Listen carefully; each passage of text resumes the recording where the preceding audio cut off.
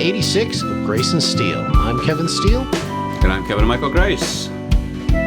Here we are with our first Four in Hand episode, wherein we will discuss 4 topics for about 15 minutes each, rather than follow our usual format of discussing one topic for an hour. Why are we doing this? Necessity, of course. Mother of invention, matron of all innovation, etc., etc. We had episode 86 already recorded and in production when our guest had second thoughts and, concerned about being doxxed, asked that we cancel the show, which we did. So we had to come up with something else quick, and the Four in Hand show is born.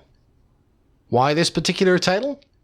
Because Grace, when he pitched this idea, asked me, 4 in 1, isn't that a thing, a tie knot or something? And I replied, that's a 4 in hand. There followed about 30 minutes discussion of tie knots, Windsor, half Windsor, the Balthus, the Pratt or Shelby, blah blah blah. Anyway, we decided on 4 in hand because we decided to make it a thing. And depending on how the show is received, we might make it a regular feature. Maybe one day we'll do a show about tie knots. Let's do it, Kevin. You wanted to say something, but I've forgotten what it is, and I don't have a leading question. Why don't you just go ahead and say it? Okay, well, there's a lot of talk that you might have heard about podcasts. Remember? Podcasts, Mm-hmm. yeah. Remember when we started this almost 2 years ago, two years ago next month, right? Right, yeah. That, everyone's doing a podcast. Why aren't you doing a podcast? Well, I guess we'd better start a podcast, right? Mm-hmm. And so we started a podcast, and everyone was going to do a podcast, and apparently people were going to get rich doing it. And now there's SoundCloud. What do they have, 90 days money left? Yeah, something like that. They said a quarter. SoundCloud, yeah. I'll explain that SoundCloud is our hosting platform. Mm-hmm. Our primary hosting platform for this podcast. For all you YouTubers who ignore it. And so I came across this Twitter feed, Comfortably Smug, and he posted a picture of an Amazon meal kit, tacos El Pastor with pork. R.I.P. podcast industry. Done like dinner. Get it? Industry, yeah.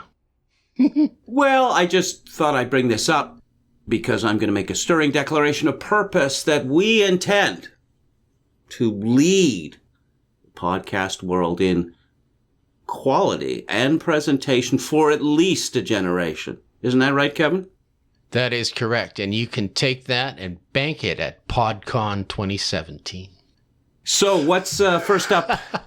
Yeah. There is no such thing as PodCon. Okay, I just made that up. Oh, man. I was looking forward to meeting the PodCon cuties.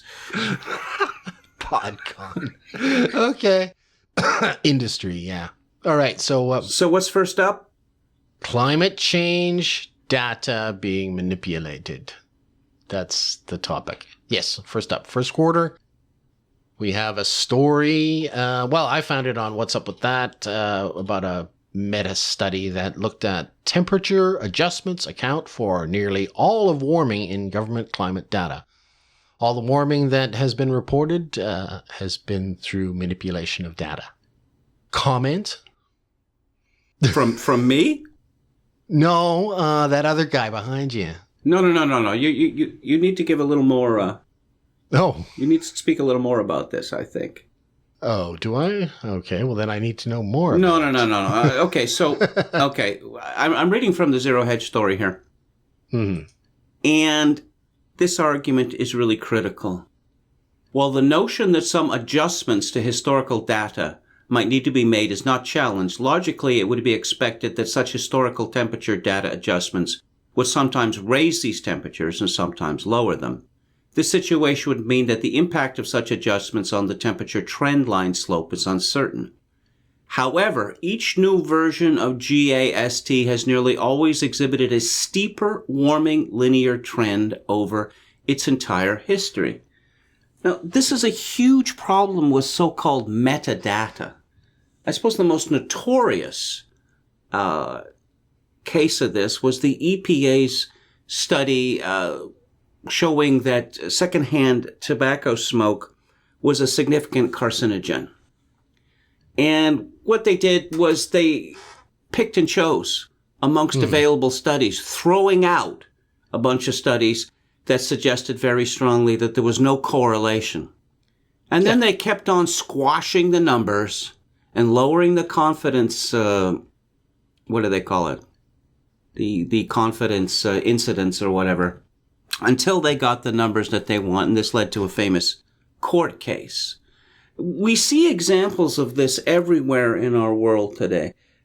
I'll give you another example. It's like polling data. Yeah, unemployment figures, which are famously seasonably adjusted because people tend to work more at different times of the year. I'm going to say that this is a very bad idea because once you give up the raw numbers and you hand them over to someone for manipulation, the tendency is very strong to juke the stats. Right. Which I'm convinced has been done in the United States and Canada for the longest time, which is why we end up with there's also the question of what employment is defined as. But we end up with a situation where, the unemployment rate's supposed to be 5%. Meanwhile, Gallup surveys consistently show that the unemployment rate is closer to 20%. We see this in the consideration of GDP growth. Now, GDP growth is dependent upon inflation, and inflation is whacked down in order to make GDP growth look higher.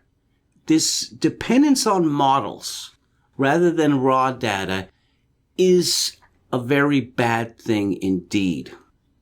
Well, here they're depending on manipulating the raw data, though. That's the implication that they're making here. They've taken a look at the data. It doesn't match what they thought was going to happen, so they've just juked the raw data around. Isn't that what happened here?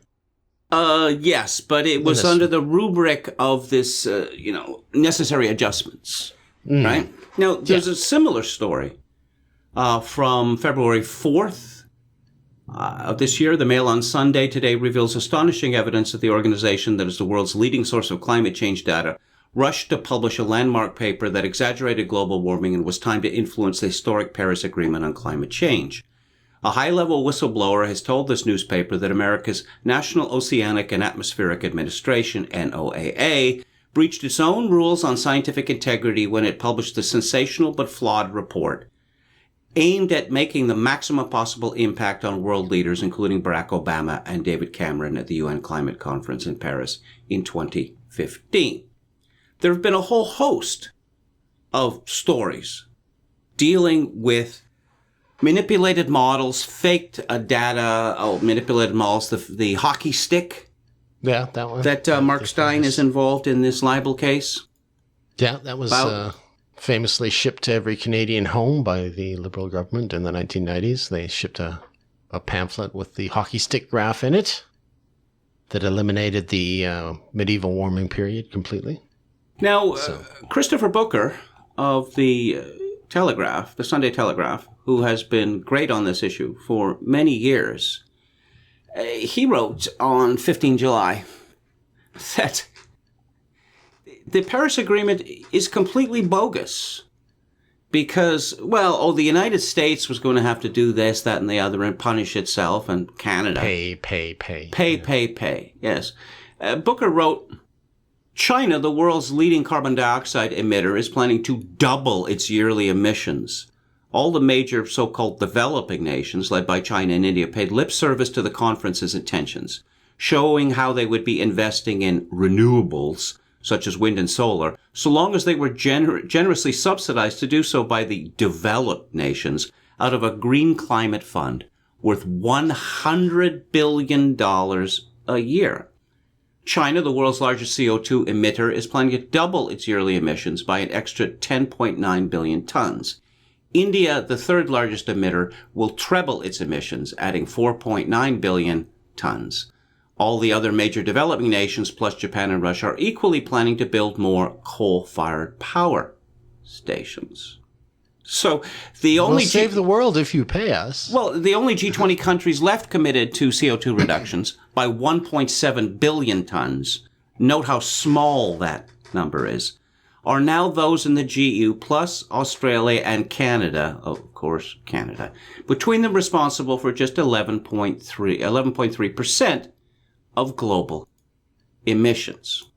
So we know this from a long ways back. You know, when Trump talks about China being the main beneficiary of the climate talks over the years, he's going back to the 90s, that era there where Kyoto was pretty obviously a sop to China.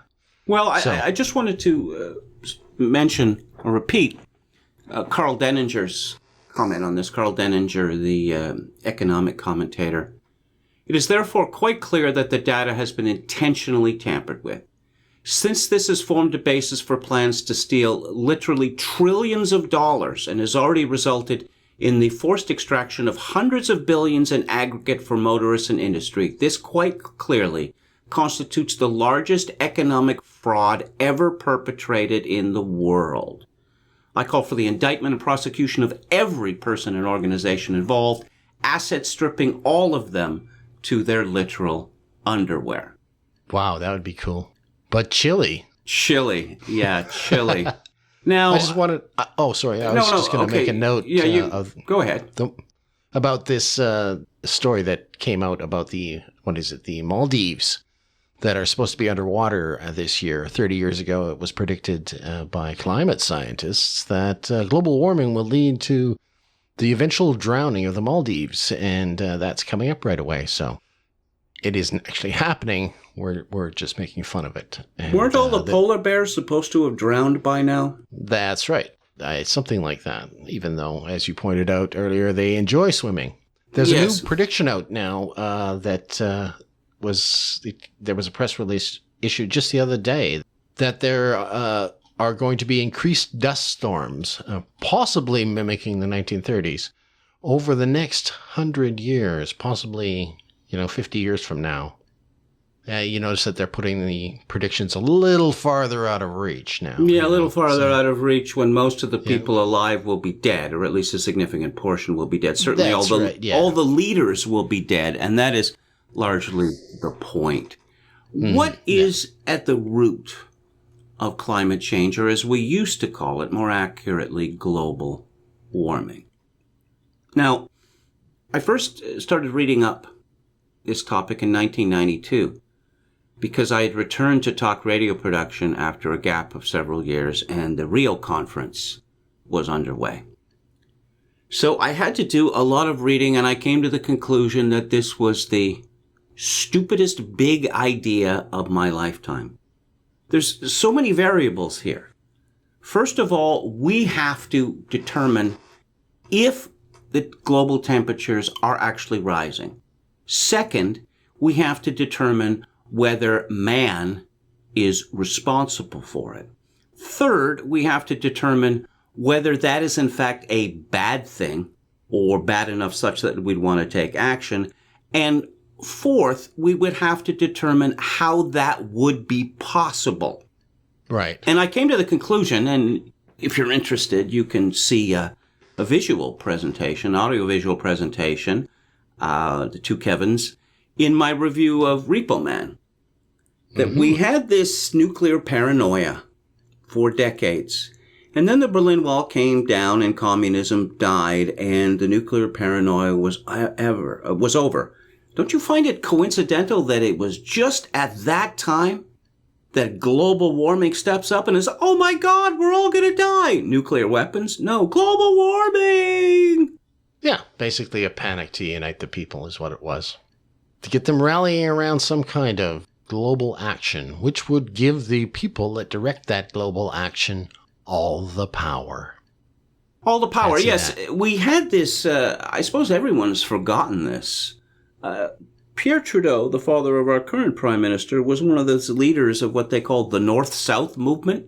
Remember that? Yeah. And the idea that billions and billions of dollars was going to be transferred from the wealthy northern countries to the so-called developing southern countries. That fell apart. I suppose perhaps Because of a general acknowledgement that the money that is sent to southern countries ostensibly to benefit the people simply ends up in bank accounts in Switzerland and the Caymans. Oh, but let me ask you a question. What country do we live in? We live in Canada. We live in Canada. Who don't know. We live in Canada. And what's the weather like in Canada for most of it? How would you characterize it? What am I, a puppet here? It's cold up here, yes. It's cold. It's cold. So there's a segue into a tweet that I found from December 15th of last year. From Mars Weather. Today's forecast high temperatures across much of Canada and the upper Midwest are colder than the last reported high from Mars. That's how cold Canada is. And my response was, this is why Canada demands that global warming be stopped right now. Our lives depend on it. Yes, our wonderful weather. Well, it hasn't been delivering. That's the problem with global warming up here. It hasn't been delivering. So, but, okay. That's that topic. Do I ring a bell or something every time we get ready to change topics? I don't know. Well, man, you could put that in post-production. Okay, here it goes. Here's the bell. Okay, and now we're on to our new topic. That was a really good bell, I have to say. Yeah, you know what I'm going to do. I'm going to do one of those Bugs Bunny things and put in a horn, right? Okay. Our next topic is Arkancide, and this has to do with the death of a Haitian official who was exposing the Clinton Foundation, and at 50 years old decided that it was time to commit suicide. Haven't heard of that before, have we? Well, no, I was going to say, I was wondering about the security robot, which supposedly committed suicide in an office complex in Washington, D.C. Now, he apparently had loaded up in his chips the emails. Well, yes. It's a security robot, this is from the Daily Mail, a security robot created by the company Nightscope was patrolling an office complex when it rolled into a fountain and met its untimely demise. A likely story. Okay. I just have a couple of questions. This about the robot? Well, about this situation. This office complex and or Nightscope. What are their connections to 1, Hillary Clinton, 2, John Podesta, 3, the Democratic National Committee? That's the joke. Anyways, it was Klaus Eberwein. That's the name of the guy that the Haitian government official, former Haitian government official, who was expected, as Zero Hedge says in a story, who was expected to expose the extent of Clinton Foundation corruption and malpractice next week. He has been found dead in Miami at the age of 50. The circumstances surrounding Eberwein's death are also nothing less than unpalatable, according to Miami-Dade's medical examiner records supervisor.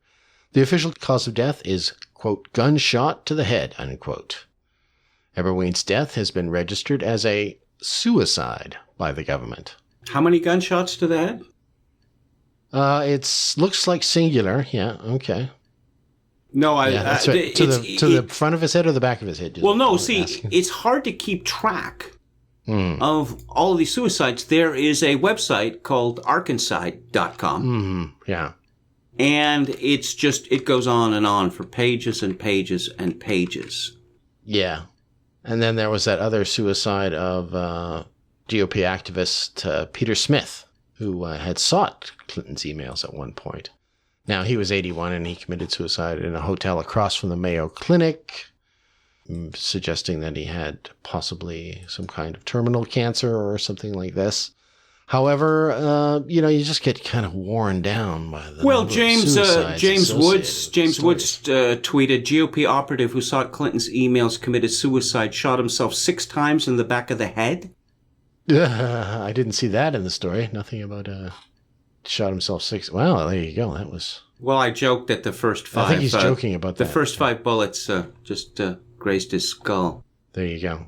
No, and this, this business of panic takedown, panic suicide, leaving a suicide note explicitly saying foul play was not involved. Who does that? I don't know. People that are involved with Clinton's emails, I guess. Yeah, no, it's just the idea that... I just want to make clear. Yeah, I just want to make clear that, no one benefits from my death, so just stop, there's no need for an inquest or anything like that. Mm-hmm, yeah, stop with your horrible rumors.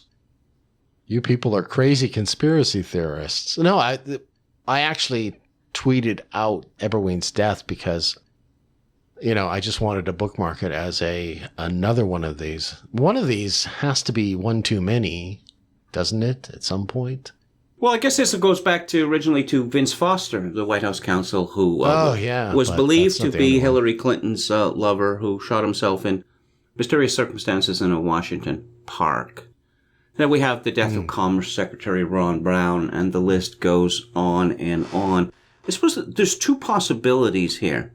There's the possibility that the Clintons and their allies are running a murder ring. Murder Incorporated.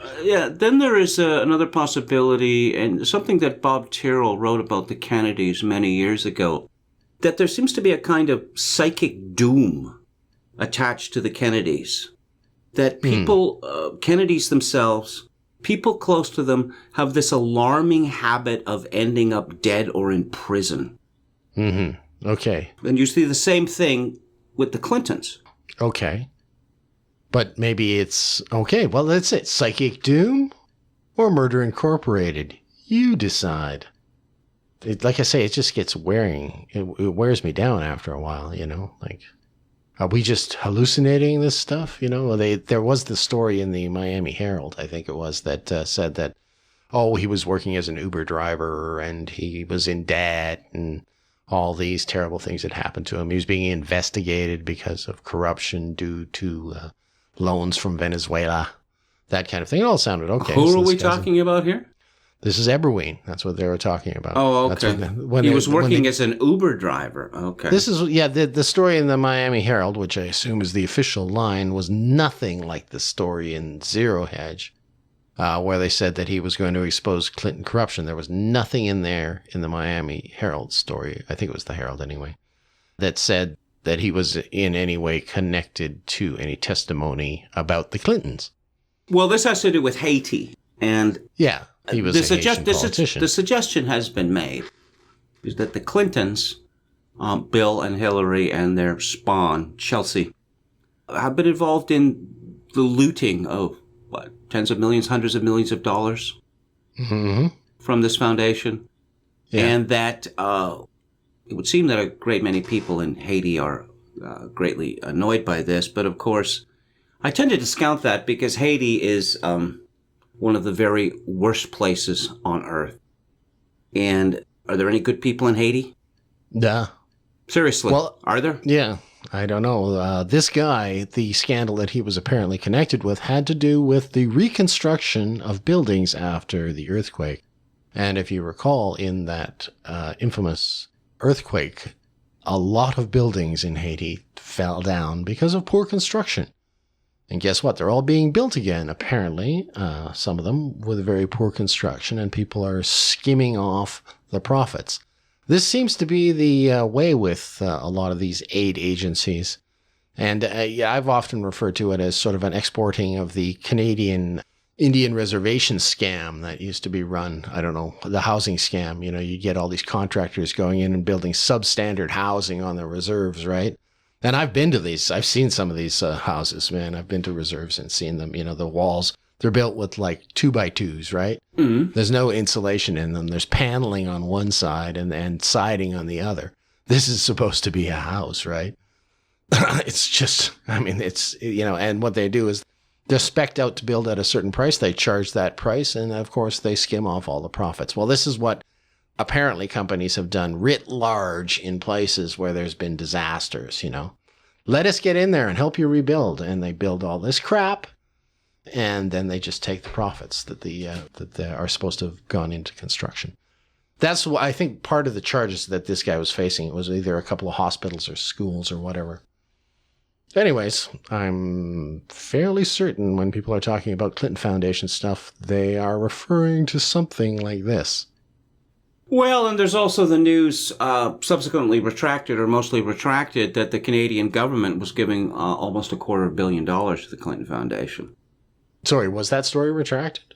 Well, it would appear that $20 million was given to a Clinton Health Access Initiative for a program in Nigeria. Oh, yeah. Okay. Yeah, all right.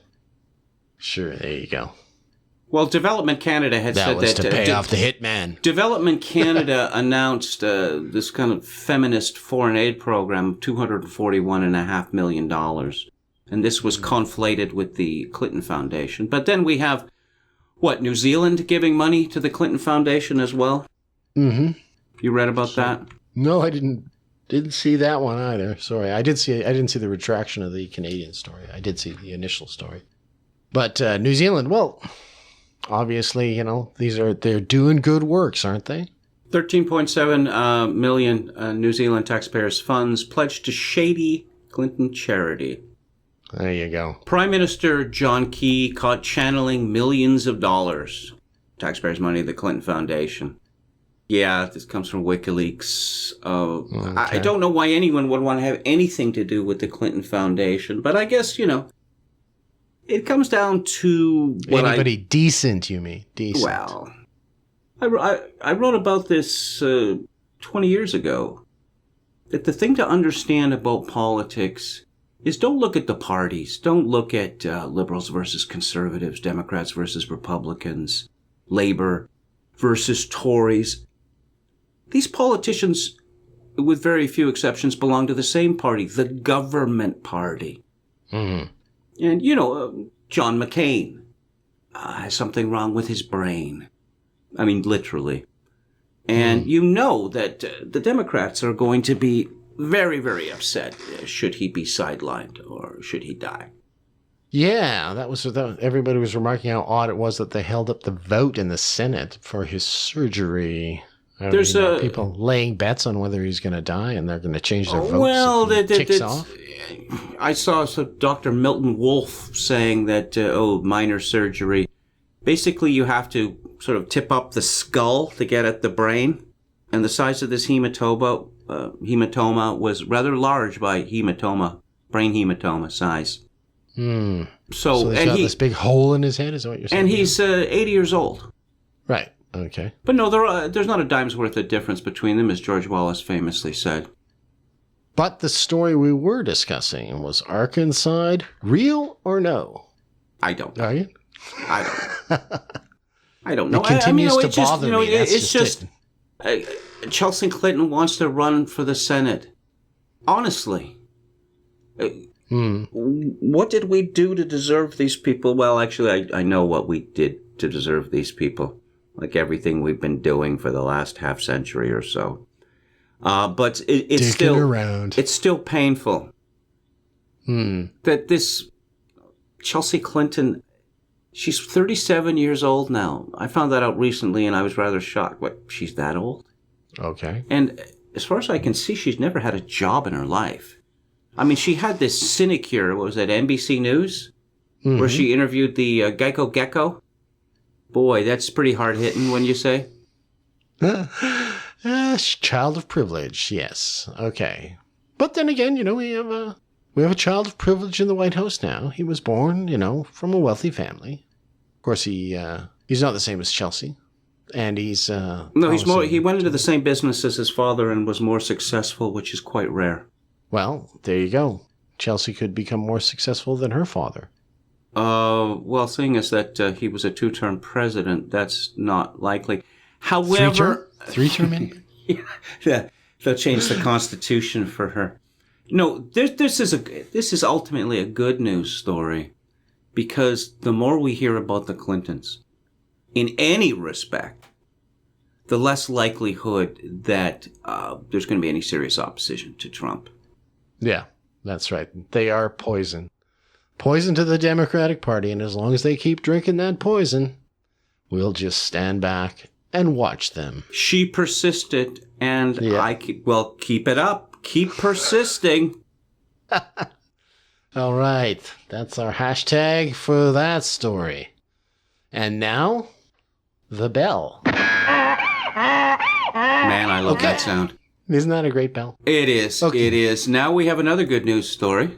That's right. This is all about Canada's drop in real estate sales. Crashed actually in June. This is from a Zero Hedge story as well, yeah. Dropping prices also dropped 10% since April. So Canada never really had the 2008, 2009 wallop against its real estate market that the United States did. And do you know why that is? Well, gosh, because we're so much better at it. Because Stephen Harper moved to shore up the high housing prices in several ways. Guarantees to CMHC, Canadian Mortgage and Housing Corporation, and also by giving into pressure from the Americans to allow all these mortgage brokers. See, we have kind of a banking monopoly in this country. But there's I think that's what saved us. 6 banks, but we also have credit unions. But there are far fewer fly-by-night operations in this country than in the United States, and Stephen Harper decided that what we needed was fly-by-night operations, one of which famously crashed a few months ago. Sending people scurrying. Yeah, so now we're seeing the effects of that. I guess what everybody's wondering is, will this continue to drop? I mean, we are such a heavily resource, I guess, economy. That's what. Let's talk about some numbers here, because this has been too general. Okay, I'll just read from the CBC story posted July 17th. Home sales fell in June by their largest amount in 7 years, the Canadian Real Estate Association said, as nearly 3/4 of all markets slowed down during what is normally the most popular time of the year for real estate. Home sales fell by 6.7% last month compared to May, the sharpest monthly decline since 2010 and the third straight monthly contraction. Home sales have now fallen 14% since peaking in March. 14%. The April to June period is typically a busy time for home sales, as the warmer weather tends to bring out buyers. Now, Ontario has new rules aimed at slowing the housing market for an investment, and so that has had a big effect. Now, the average price of the Canadian home sold in June was $504,000, a 0.4% increase in the past year. Now, I find that rather astonishing, because we're talking about homes, a lot of such homes in moose pasture, Manitoba, and there used to be fishermen here, Newfoundland. Yeah. Now, that figure has dropped 10% from April. Now, if you strip Vancouver and Toronto out of that, the average house price in Vancouver is $374,000, $760. And I have this question again and again when I look at houses being sold in Victoria. And of course, the Victoria housing market has just exploded since I moved here 16 years ago, especially in the last 5 years. I look at the prices for these houses and I think, who can afford this? You can afford it if the banks will lend you the money, right? And on what basis would they lend you the money? I mean, I have actually done real estate conveyancing. I've actually done that. I used to work for a lawyer. And there were people that the lawyer knew who'd been approved for mortgages, and I knew what their income was, and I knew what their assets were, and I saw the price of the house, and I thought, I don't understand why these people were allowed to buy a house. Yet it still goes on. Well, elsewhere in the country, aside from British Columbia and Ontario, the improving economic conditions should help offset some of the impact of gradual interest rate hikes, with home prices and sales expected to trend higher. Now, we have not had a collapse in Alberta, correct? That is correct, yeah. Actually, a little bit of not a spike, an uptick slightly, even though the price of oil is less than half what it was in the boom period. That just tells you how great we are here. Well, no, what it tells you is that the Alberta government has decided to spend itself rich, joining the Ontario provincial government and the government of Canada. And soon the BC government. Yeah. We're just going to spend our way out of this sucker. Yes. I'm looking at a graph here from Zero Hedge. Real housing prices, U.S. versus Canada, 1975. to 2016. And you see this divergence at roughly 2006. Isn't that the year when Stephen Harper became Prime Minister? That is the year. Where the American market crashes. And there's been a recovery since then, 60% recovery from the depths of the crash. Yeah. And the Canadian market just goes up, up, up, up. Nonsensically, yes. Well, a lot of the pressures out west were due to the money laundering that was happening in Vancouver. Well, yes. I'll just point out that the Vancouver housing market is largely a criminal enterprise now. That's right, yeah. It's the laundering of gangster money and corrupt money from the People's Republic of China. Right. So at least that portion of the market is why prices kept going up and up. And everything, I would say, across Western Canada gets influenced by those prices, right? So, well, there's a long-term phenomenon here, which is remarked upon by Martin Collicott in an essay in the Vancouver Sun on June the 4th, which I'm shocked was allowed to be printed. According to University of London professor Eric Kaufman, almost 7 out of 10 Vancouver residents will be visible minorities within 2 decades, and 80% of the Canadian population, compared to 20% today, will be non-white in less than a century. Canadians have been priced out of their own cities because the politicians have decided that by criminals. Yes, by the Canadian people must be replaced with foreigners. Yeah. And the right wants to replace them to the lower wages, and the left wants to replace them because these people vote for the Liberal Party of the NDP. Mm-hmm. Our leaders are traitors. Left, right, and middle. Mm-hmm. But, not acting in our best interests. I wanted to go to Garth Turner's. I knew we'd end up there eventually, because he's one of your favorites. Well, he's an interesting guy. Mm-hmm. Now, the CBC rather underplayed this story. Wouldn't you agree? I would, yeah. The headlines are completely different. The one headline, Zero Hedge, was, crash. Canadian home sales crash in June. CBC's headline was, average Canadian house worth $458,000 in June, down 10% since April. So this is what Garth Turner, from his very interesting blog, The Greater Fool, has to say.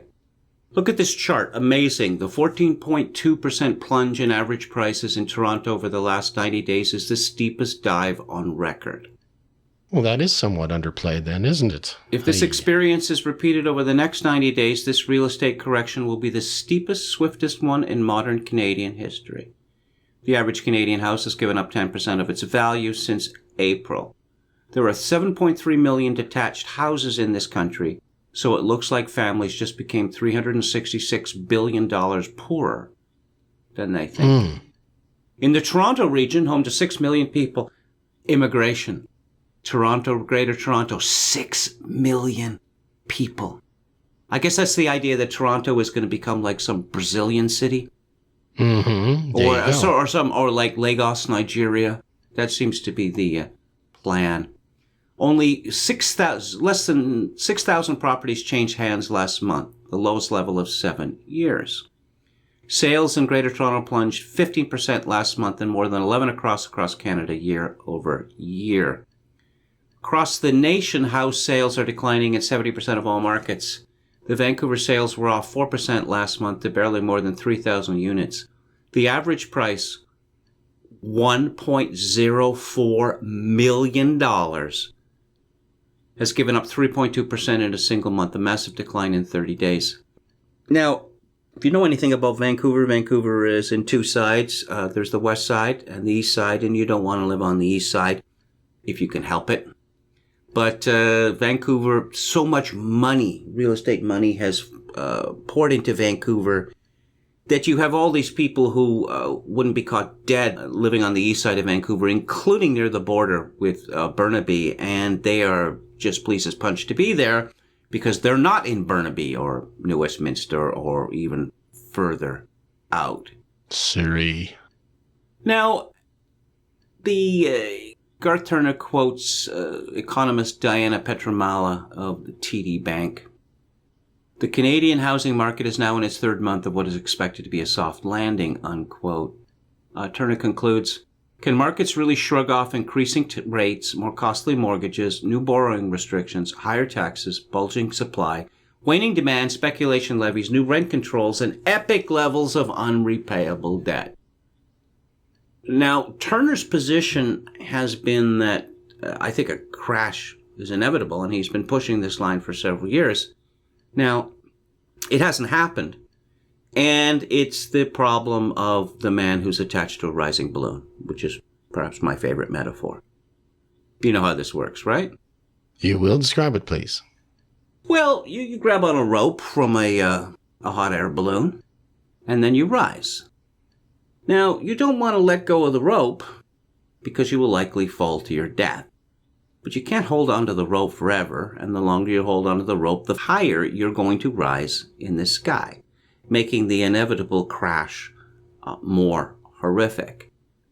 I can't help but think that a real estate crash would just be a good thing.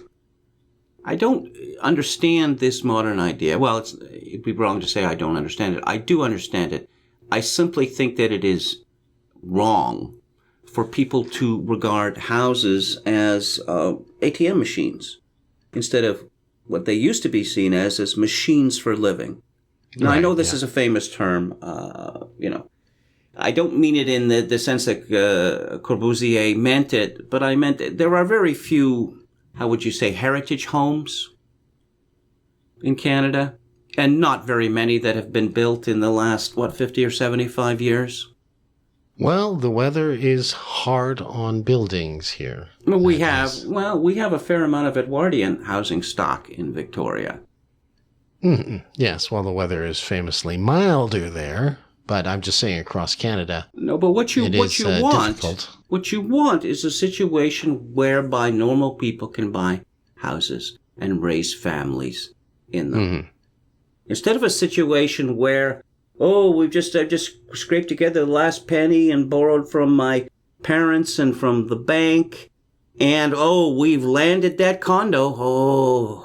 Oh man, I never thought we'd do it, but we got that condo, and of course we're not going to have children because there's no room for children. And, hey honey, you know how this is going to work? I don't know, for the foreseeable future, entertainment, we're not doing that anymore. We're going to watch some movies on Netflix on Friday night, and we'll order in some pizza. Good pizza, mind you. Mm-hmm. And I'll get a 6-pack of IPA, and we'll get a bottle of white wine for you, and that's it. That's... Party! We don't have any money for anything else. And God forbid that there's some sort of calamity, because we can't pay for it. That's a terrible way to live, and the surveys show that life in Vancouver is amongst the most stressful in the world. I suppose not least because, Canadians are being replaced by people from China and India.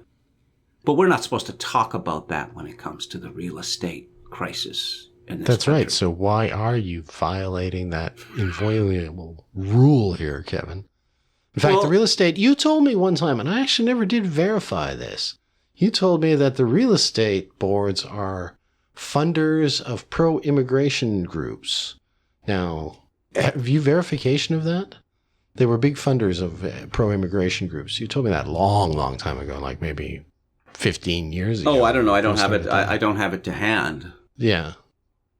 But no, it makes sense. But no, if you look at the key bono, who benefits from higher real estate prices? There are two groups of people who benefit. Real estate brokers benefit because their commissions on house sales, it means a lot more money for them. The second group of people that benefit are municipal governments because taxes are levied based on assessed value of the houses.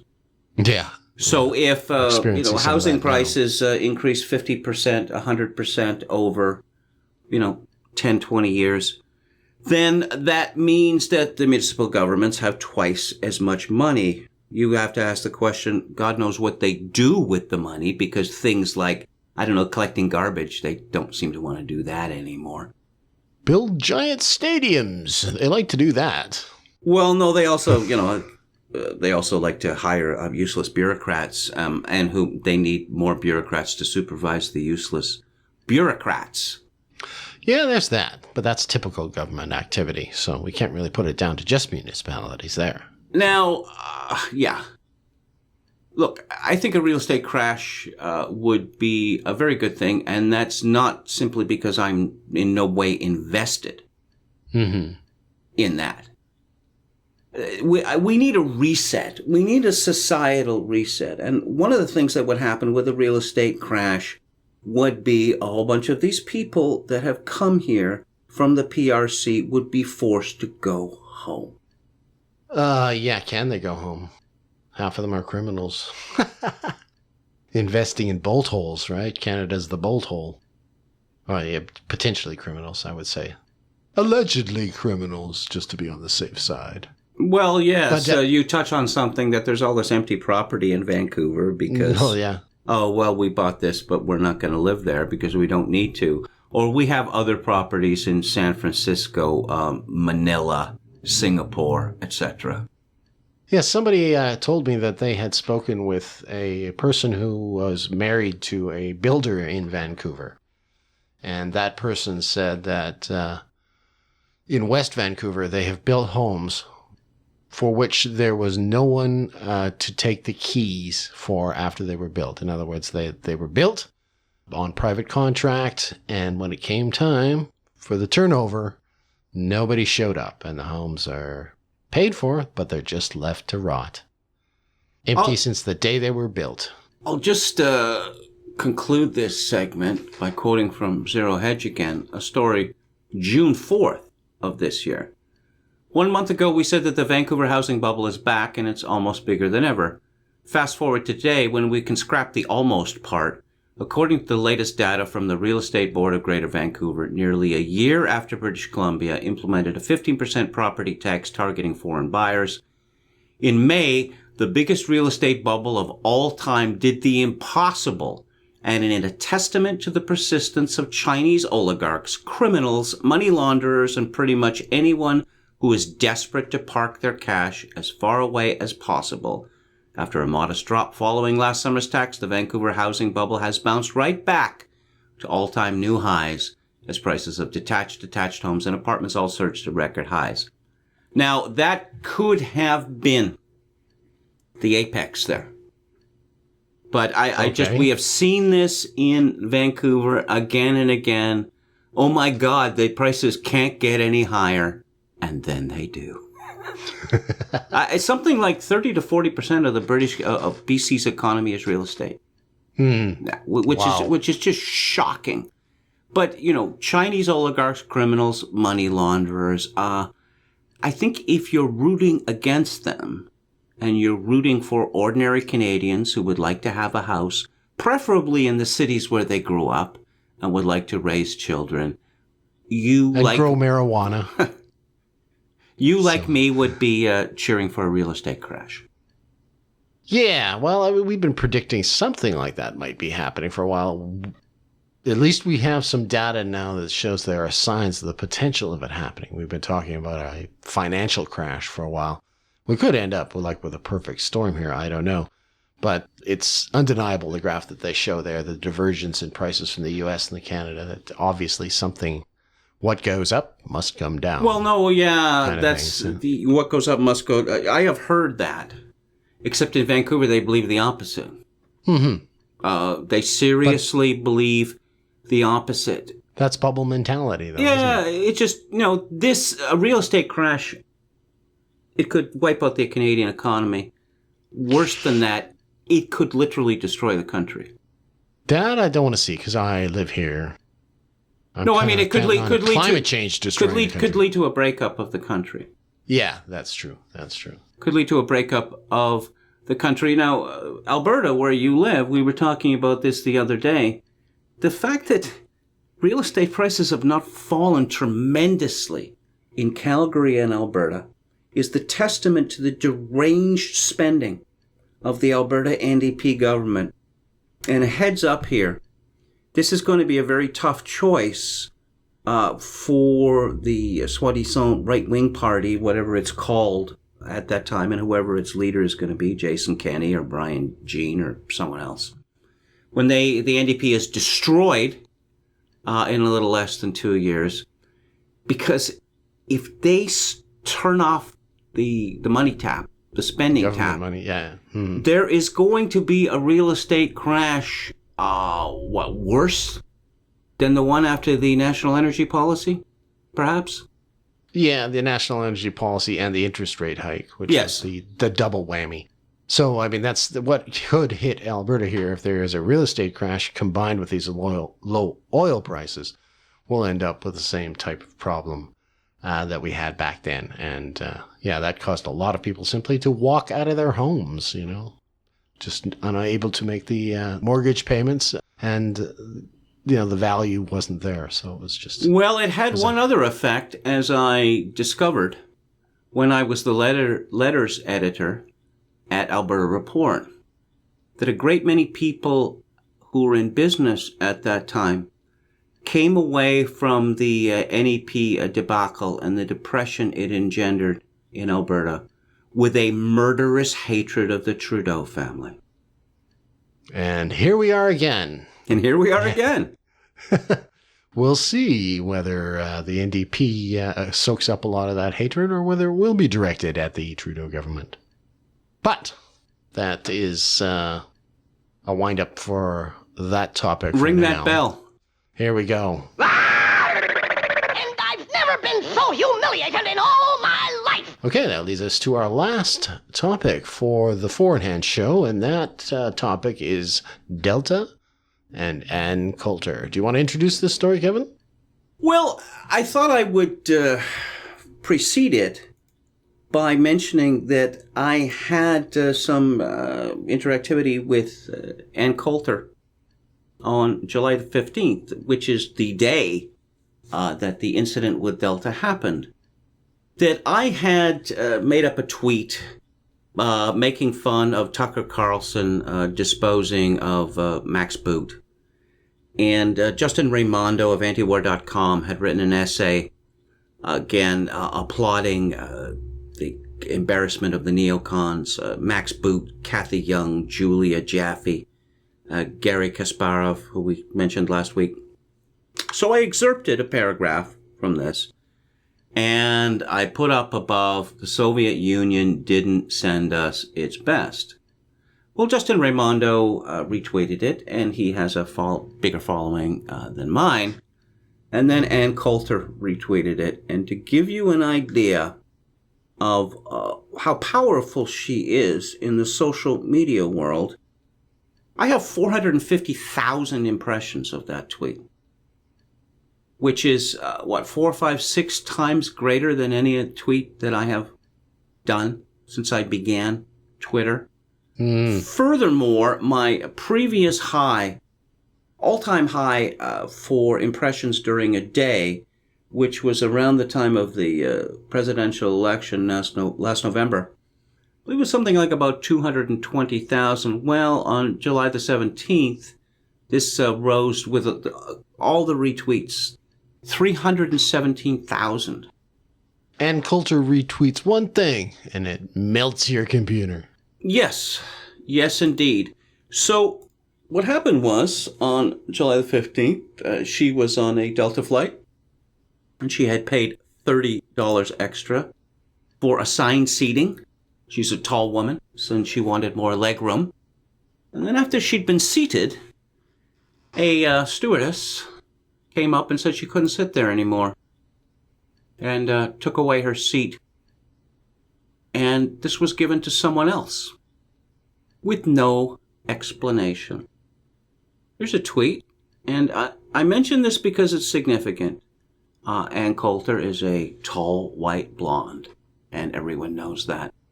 Furthermore, a lot of people hate Ann Coulter. I mean, really hate Ann Coulter.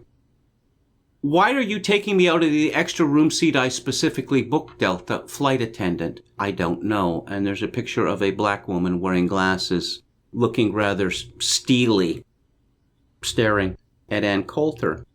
Mm-hmm. The next tweet, Delta didn't give my extra room seat to an air marshal or tall person. Here's the woman given my pre-booked seat. And there's a rather, how would I say, shamefaced looking black woman sitting in Ann Coulter's seat. Now, you remember a couple of months ago, United Airlines was gravely embarrassed by an incident in which a gay Vietnamese bunco artist, suspended doctor, was beaten and dragged off a flight where he'd already been seated. Mm-hmm. In violation of federal regulations, and United Airlines is going to have to, and certainly, this is only just, that this fellow get a huge payout for this. I bet you never dreamed that would happen in all his days of buncoing. Anyways, go ahead. Well, Ann Coulter intervened in that dispute, saying that, he has to go back. Mm-hmm. And so many people were quite pleased that she had been treated rudely by Delta Airlines. That she had this coming. Mm. Right? Okay. No, I think it's, she makes the same distinction that I do. You're not allowed to remove people in such circumstances. And you're certainly not allowed to beat them. And if you do so, you got to pay. That doesn't mean the person that happened to is a good person or should be allowed to stay in the United States. Yes, she tweeted on April the 11th, sorry about the dragging, but the convicted pill mill doctor should be deported. Now, the AV Club, which is ostensibly about popular culture, has very much gotten into politics. And they have a... Converged, I think, is the term. Yeah, converged. SJW converged. Yes. And so there's this typical snarky piece by a bearded SJW. AV Club wrote, now in a development that will have to be added to the Schadenfreude page on Wikipedia, Coulter herself was recently forced to give up on a seat in an airplane as well, and she took it about as well as you'd expect. Which is to say she went on a ridiculous Twitter rampage. In Coulter's defense, though, what happened to her was extremely terrible. According to the Washington Post, she had pre-selected a seat with extra legroom, and then had to give up that specific seat and move to a different seat in the same row, even though she's rich and relatively famous. Really, if Ann Coulter can't even get special treatment in this country anymore, then what good was letting Russia elect Donald Trump? Ho ho, very satirical. This is serious. This is exceedingly serious. Special treatment is not getting the accommodation that you paid extra for in advance.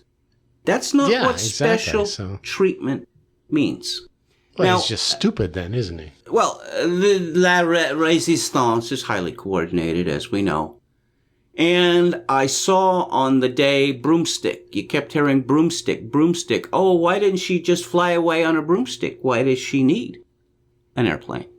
Mm-hmm. Oh, well, everyone, these hundreds of people all thought of the same joke at the same time, did they? No, obviously. Yeah. They didn't. No, this is serious for all sorts of reasons. Oh, so we're going to deny people accommodation that they've paid for on the basis of their politics? So Ann Coulter, a white woman, is ordered out of her seat by a black stewardess, and her seat is given to a black woman. Well, how about a restaurant sees that a large party of black or Hispanic people is coming to the restaurant and says, we're closed? What do you mean you're closed? You're supposed to be open until 10 o'clock. No, something came up, or the kitchen, there's been a fire in the kitchen or whatever, we're closed. Bye-bye. Okay. Yeah. There is that's where the country is going, isn't it? There is no end to this sort of thing. And we have had these ridiculous suits in the past. Oh, Wendy's discriminates against black people, etc., etc. But now we have a situation where Oh, you saw that earlier, Ivanka Trump. These two gay guys went nuts at her on an airplane. Remember that? Oh, yeah, that was way back, yeah. Yeah. They were tossed off. And Ivanka, right? Mm. Oh, I'm just thinking, I don't think the SJWs want to start this fight. Because, start it. Well, yeah, okay, they're going to get pounded. They're going to get their asses kicked, or worse. Now, Ann Coulter was criticized for showing a picture of the stewardess and showing a picture of the woman to whom her stolen seat had been given. And she responded quite reasonably that this was photographic evidence that her claims were true. And as far as the shifty-looking woman who got her seat, well, people were saying, well, she's aged or has a special condition, or she's, basketball player tall, or that there's some sort of bereavement party. Well, this picture proves that none of that is true. Mm-hmm. Now, so the photographic evidence was necessary in order to disqualify those claims against her then. So they proved her point, really. Yeah, she tweeted, but at least Delta was nice about it, summarily snatching my ticket from my hand and ordering me to move without explanation, compensation, or apology. Now, amazingly, Delta has decided to double down on this. This is where the behavior, we're in new territory here. Because, of course, before, this type of thing would cause them to fold, apologize, and hand her extra air miles or something like that. But instead, no. Well, no. Ann Coulter is upset. Oh, that's just terrible that Ann Coulter is upset, says one of America's leading airlines. This is what they tweeted on the 16th of July. We're sorry you did not receive the preferred seat you paid for and will refund your $30. Additionally, your insults about our other customers' employees are unacceptable and unnecessary. Yeah, there you go. That's the digging of the hole right there. Now, you could have stopped it at that. Why would they do this? Why would they do this? Now, various possibilities come to mind. The people who run Delta Airlines don't like Ann Coulter. As I mentioned earlier, a lot of people don't like Ann Coulter. A lot of people hate Ann Coulter. But it's not really the business of business, particularly companies like Delta, to care very much who their passengers are. Mm-hmm. As long as you have the money and you don't go on a drunken rampage or, grope the flight attendants, then they take you from point A to point B, right? Yeah. Mm-hmm. Now, the other possibility, it seemed to me, was that the flight attendants on this flight noticed that Ann Coulter was on it and decided to have a little fun. Possibility 3 is that, as we saw with the United flight, apparently some Delta employee needs to go somewhere, and since she's a Delta employee, we're going to give her the best seats. Only option A explains them doubling down, though. Well, not necessarily. Not necessarily. Here's the latest tweet from Ann Coulter on this subject. Text from a flight attendant. It was political. Delta still won't give a reason. Someone at the Delta desk saw Ann's name and picked it on purpose? Is there a randomizer when it comes to these situations? Answer. No, someone noticed her and just wanted to be a jerk and make her life miserable. That's what I figured. Yeah, I said that on several secret Facebook groups of airline name deleted employees. They were all hating on Ann, and when I defended her, we went back and forth, and at the end they acknowledged that it was a Delta employee who targeted Ann on purpose. Okay, so why does Delta double down, though, then? Why does Delta double down? Or maybe, is it just a publicity person backing up their employee? Because they're an SJW as well. We know that when companies get converged, they tend to take over key positions like human resources and the publicity post. I think that this may have a racial basis. Oh, I see. Okay. I think this may have been a racial basis, and I believe there may have been complaints about Delta and its race relations in the past. Okay? Okay. Here's the situation. The Black KKK. Here's the situation. That if it's true that a Delta employee decided to screw over Ann Coulter in this way, people get fired. Right. Okay? Mm-hmm. Now, the situation is complicated by the fact that Ann Coulter, as mentioned, is a very white woman indeed, whereas the flight attendant and the shifty-looking woman who got her seat are both black. Okay. So, Delta perhaps decided to double down because they thought, we can't have walkout by black employees. We don't want a, billion-dollar lawsuit, whatever, Oh, one of those diversity suits, yeah. Yeah, okay. we can't have some sort of purge campaign against Delta. Well, okay, these are calculations that I never took it to. I did want to mention that there seems to be sort of a corporate pause that's becoming more and more prevalent. That Reebok story was happening pretty much at the same time. That's where Reebok took a swipe at Trump and his compliment to Marcone's wife that she was beautiful and in good shape. They issued some graphic that said, "This is when you can say a woman is beautiful and in good shape." And of course, it was, not the circumstance that Trump found himself in. And this, of course, engendered a backlash of boycott Reebok and things like that. And even my clever little tweet, which was a slogan suggestion for Reebok, which was, "Reebok, run," by assholes. Anyways. Yes. Well, Ann Coulter linked to a story from Ross' story, December 21st, 2016, A Brief History of Delta Airlines and Racism. Now, all American companies are absolutely terrified of the accusation of racism. Mm-hmm. Now, there's a question of money that they might lose because of lawsuits, but also because they're weak. There is money to be made in accusations of racism. And oh my God, we're called a racist. How many people are left in the United States that have not been called racists?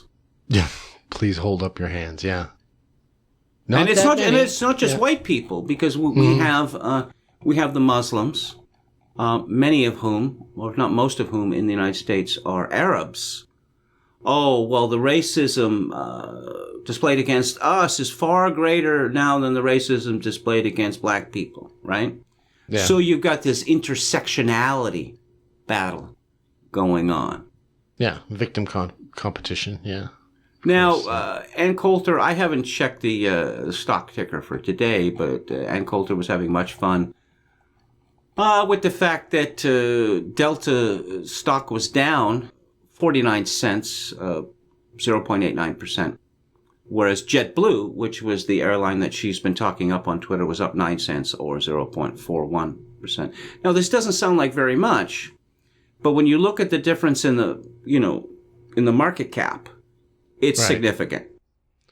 And as noted at the beginning of this segment, Ann Coulter has a lot of social media power, as experienced by Kevin Michael Grace. Well, no, I mean, just leaving aside who Ann Coulter is, let's say that Ann Coulter was a celebrity, like someone on a reality show, with a huge social media following. As a rule, unless you have very good reasons to the contrary, you don't want to get into a fight with such a person. Because it's the essence of social media that it is different than traditional media in terms of the closeness between the person who is sending out the tweets, Facebook posts, and the like, and the people who are consuming them. Right. There is the engagement. Yes, the engagement, the personal connection. That that a lot of reality stars and the like, they just happen to mention some drink that they like, or some restaurant that they go to, or some store where they like to buy their togs, right? Oh, they just happen to mention that. No, they're paid off to do so, right? Similarly, when Ann Coulter says Delta sucks and that JetBlue, rules, this is going to be bad for Delta and good for JetBlue. So the situation is largely inexplicable unless, of course, there is this racial turmoil bubbling under the surface, and that's my conclusion, that this is a racial issue. Oh, okay. Well, then I guess we'll have to call this section the Delta Blues.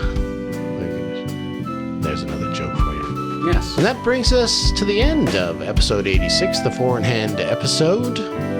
I'm Kevin Steele. And I'm Kevin Michael Grace.